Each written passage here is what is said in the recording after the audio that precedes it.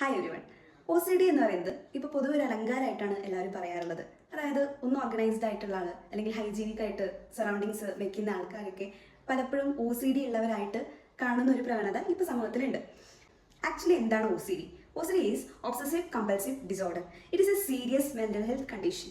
നമുക്കൊന്നും ആലോചിക്കാൻ പോലും പറ്റാത്ത രീതിയിലുള്ള നെഗറ്റീവ് ആയിട്ടുള്ള തോട്ട് പാറ്റേൺസ് ആയിരിക്കും ഈ OCD ആയിട്ടുള്ള ആൾക്കാർക്ക് ഉണ്ടായിരിക്കാം. അവർക്ക് അവരുടെ തോട്ടിനൊന്നും കൺട്രോൾ ചെയ്യാൻ പറ്റില്ല.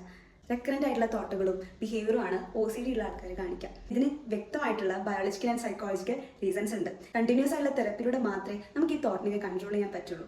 അപ്പോൾ ഈ ഹൈജീനിക് ആയിട്ടുള്ളവരും ഓർഡർലി ആയിട്ട് നിൽക്കുന്നവരും ഒക്കെ OCD ആണെന്ന് പറയുമ്പോൾ ശരിക്കും നമ്മൾ ആ ഒരു ഡിസോർഡറിൻ്റെ സീരിയസ്നെസ് ആണ് ഇല്ലാതാക്കുന്നത്. മാത്രമല്ല OCD ഉള്ള ആൾക്കാരുടെ പേരും കൂടിയാണ് നമ്മൾ കാണാതെ പോകുന്നത്. ഒരു ഇൻഡിവിജ്വലിന് OCD ആണെന്ന് പറയണമെങ്കിൽ അതിന് കൃത്യമായിട്ടുള്ള ക്രൈറ്റീരിയാസ് മീറ്റ് ചെയ്താൽ മാത്രമേ അങ്ങനെ ഡയഗ്നോസ് ചെയ്യുള്ളൂ. So I hope everyone understood.